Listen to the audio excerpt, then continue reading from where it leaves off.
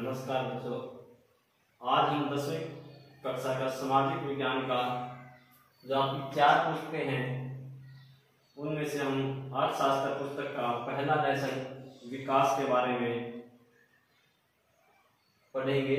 विकास का क्या अर्थ है? विकास का अर्थ अलग अलग लोगों के लिए अलग अलग हो सकता है। विकास का अगर साधारण अर्थ में अर्थ देखें तो उन्नति, आगे की तरफ बढ़ना, भविष्य के लिए सुधार करना विकास कहलाता है। अगर हम विकास की परिभाषा को अलग तरीके से देखें तो विकास एक व्यक्ति के लिए अच्छा हो सकता है और वही विकास दूसरे के लिए गलत हो सकता है। फॉर एग्जाम्पल, जैसे हम बांध बनाते हैं, बांध का प्रयोग हम बिजली बनाने के लिए करते हैं, तो अगर वो बिजली देश के लिए बनती है तो देश का विकास है। अगर वही बांध टूट जाता हो और आसपास के क्षेत्र में जलमग्न कर देता है खेती को, तो विकास उन किसानों के लिए विनाश का कारण बन सकता है। तो विकास की परिभाषा अलग अलग क्षेत्र में अलग अलग होगी, लेकिन सिंपल अगर हम विकास के बारे में देखें तो भविष्य में उन्नति की तरफ जाना, तरक्की की तरफ जाना विकास कहलाता है। इस लेसन की जो मेन मुख्य बातें हैं वो आज हम रीड करेंगे। आर्थिक विकास क्या कहलाता है? आर्थिक विकास से हमारा अर्थ है कि दीर्घकालीन राष्ट्रीय आय में वृद्धि होना, कि लंबे समय तक एक देश की आय में वृद्धि अगर होती है तो हम उसको आर्थिक विकास कहेंगे। तो ये राष्ट्रीय आय क्या है? राष्ट्रीय आय कैसे निकलती है? राष्ट्र का मतलब एक देश से, आय का मतलब इनकम। तो एक देश में एक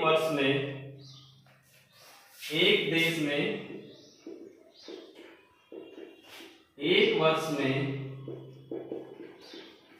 उत्पादित सभी वस्तुओं का और सेवाओं का मूल्य और विदेशों से प्राप्त आय को अगर हम जोड़ दें तो राष्ट्रीय आय कहलाती है। एक देश में एक वर्ष में उत्पादित सभी वस्तुओं का अंतिम मूल्य और सेवाओं का मूल्य और विदेशों से प्राप्त आय को अगर हम जोड़ दें तो राष्ट्रीय आय निकल आती है। राष्ट्रीय आय के बारे में हमने पढ़ा कि एक देश में एक वर्ष में अंतिम वस्तुओं का मूल्य और सेवाओं का मूल्य विदेशों से प्राप्त आय को अगर हम जोड़ दें तो राष्ट्रीय आय कहलाती है। अंतिम वस्तुओं का मूल्य से क्या अर्थ है?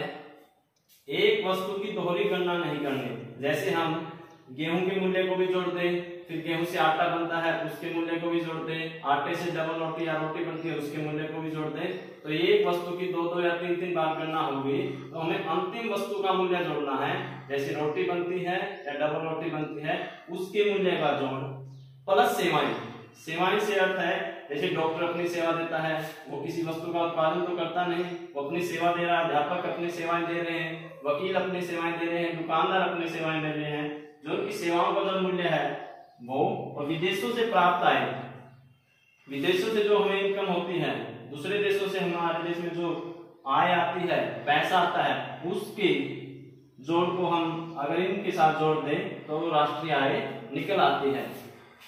अब औसत आय और प्रति व्यक्ति आय।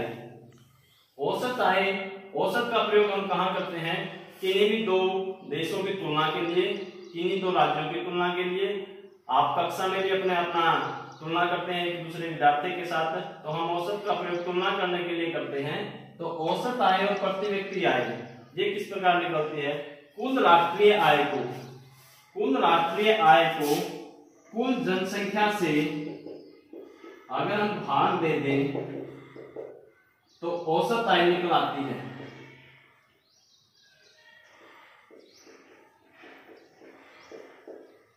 औसत आय या प्रति व्यक्ति आय। प्रति व्यक्ति आय किस प्रकार निकालेंगे? एक देश की कुल आय को उस देश की कुल जनसंख्या से भाग दे देंगे तो एक व्यक्ति की आय या औसत आय निकल आती है। मानव विकास रिपोर्ट यूएनडीपी संयुक्त राष्ट्र विकास कार्यक्रम हर साल अपनी एक रिपोर्ट पेश करता है। वो देशों की तुलना करने के लिए कि कौन सा देश उच्च स्तर पर है, कौन सा देश मध्यम स्तर पर है, कौन सा देश निम्न स्तर पर है। तो यूएनडीपी अपनी जब विकास रिपोर्ट तैयार करता है तो किन चीजों को देखता है। और एक विश्व बैंक है, ये भी दो देशों की तुलना के लिए, दो राज्यों की तुलना के लिए विश्व बैंक भी अपनी एक रिपोर्ट तैयार करता है। तो दोनों में क्या डिफरेंस है वो भी देखेंगे और किस प्रकार ये अपनी रिपोर्ट तैयार करते हैं वो भी देखेंगे। तो जो यूएनडीपी है वो अपने मानव विकास रिपोर्ट जब तैयार करता है, यूएनडीपी, तो ये राष्ट्रीय आय या औसत आय, साक्षरता दर,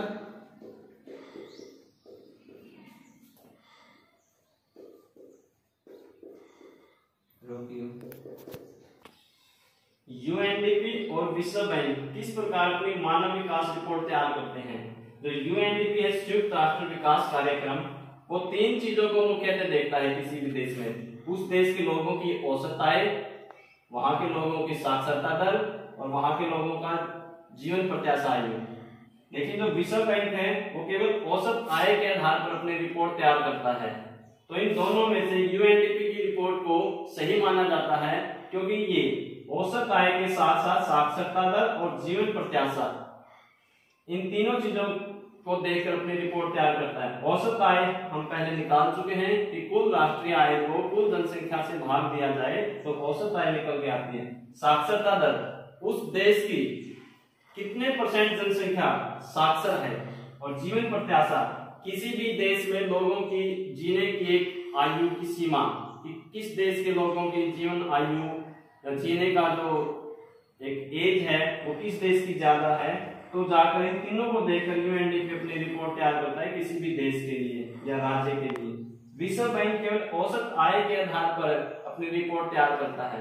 तो इसको बहुत सारे अर्थशास्त्रियों ने सही नहीं माना, क्योंकि औसत आयु तो किसी भी देश की ज्यादा हो सकती है, लेकिन उस देश की क्या पता साक्षरता दर और जीवन प्रत्याशा कम हो, तो ये एक सही पैमाना नहीं माना गया। जैसे हम एग्जाम्पल लेते हैं कि हमारे राज्य का एग्जाम्पल लेते हैं, केरल का और पंजाब का।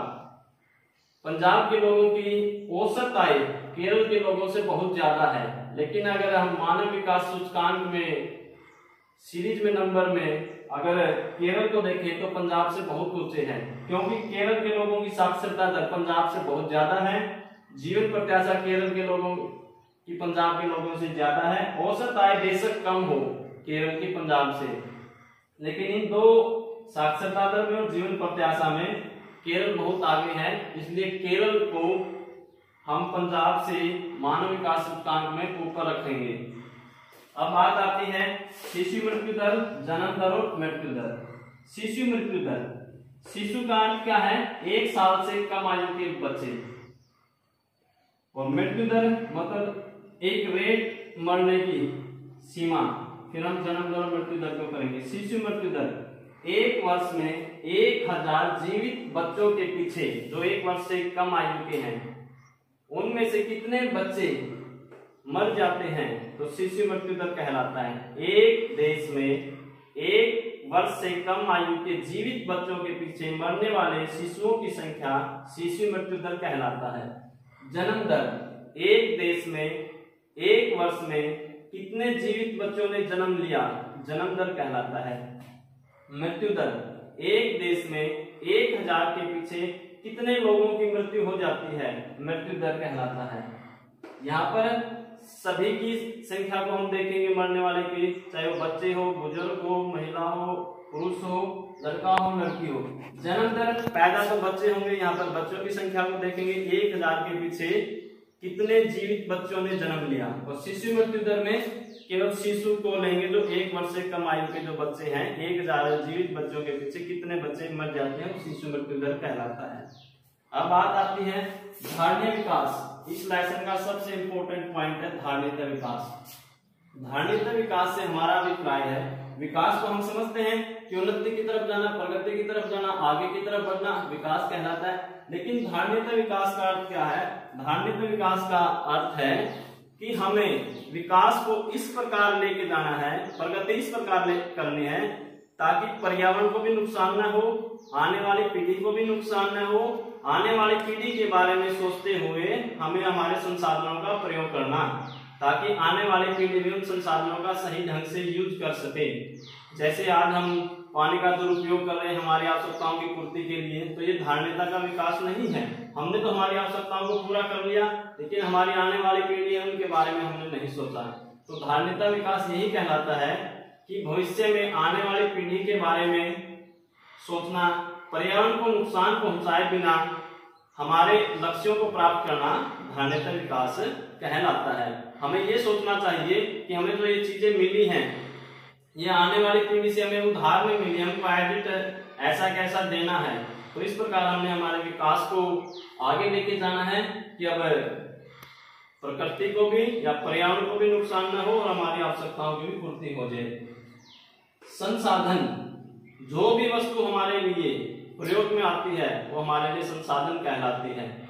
जैसे ये ब्लैक बोर्ड है, हम इसका यूज करते हैं, ये कमरा है हम इसका यूज करते हैं, ये मार्कर है, ये पेड़ पौधे हैं, जिन भी चीजों का हम यूज करते हैं वो हमारे लिए संसाधन है। संसाधन दो तरह के हैं, प्राकृतिक संसाधन और मानव निर्मित संसाधन। प्राकृतिक संसाधन जो प्रकृति से हमें उपहार के रूप में मिले हैं, प्रकृति ने जो हमें दिए हैं उनको प्राकृतिक संसाधन कहेंगे, जिनका हम यूज करते हैं। नदियां हैं, झरने हैं, पेड़ है, पौधे हैं, ऑक्सीजन है, हवा है, तो ये हमारे लिए प्रकृति ने हमें उपहार के रूप में दिए हैं, बहुत ही बहुमूल्य है, इनका हमें देखभाल के प्रयोग करना चाहिए। मानव निर्मित संसाधन, नाम से ही पता चलता है मानव के द्वारा निर्मित जो संसाधन है वो मानव निर्मित संसाधन कहलाते हैं। जैसे ब्लैक बोर्ड है, व्हाइट बोर्ड है, मार्कर है, रूम है, बेंच है, आपके पास रखी हुई जो भी वस्तु मानव ने बनाई है वो मानव निर्मित संसाधन है। इसके बाद आता है नवीकरणीय और गैर नवीकरणीय संसाधन। नवीकरणीय संसाधन में होते हैं, रोकिए इसको,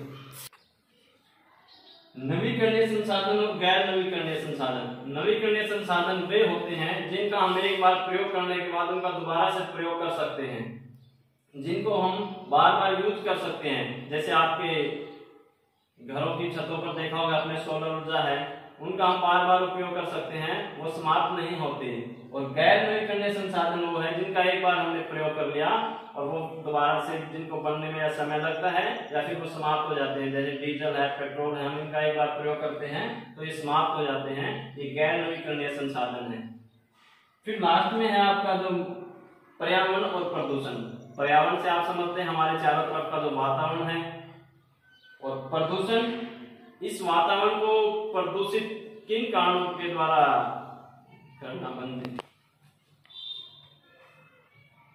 पर्यावरण से प्राय हमारे चारों तरफ का जो वातावरण, आपके चारों तरफ जो भी आवरण है वो पर्यावरण कहलाता है। और प्रदूषण से तात्पर्य है हमारे इस पर्यावरण में वांछित पदार्थों का मिल जाना, चाहे वो उद्योगों से।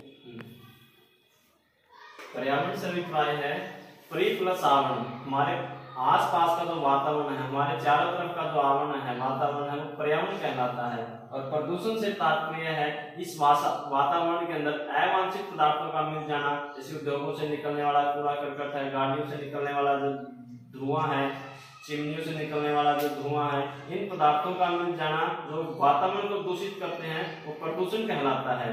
तो हमें हमारे पर्यावरण को बचाने के लिए इस प्रदूषण पर रोक लगानी होगी, तभी जाकर हम धार्मिकता विकास के लक्ष्य को प्राप्त कर सकते हैं और हमारा जो विकास है उसके ऊपर हमारा लक्ष्य फिर केंद्रित हो सकता है। तो इसलिए हमें पर्यावरण को बचाते हुए, प्रदूषण पर रोक लगाते हुए, हमारे वातावरण को बचाते हुए विकास के लक्ष्य को प्राप्त करना है। धन्यवाद। जय हिंद।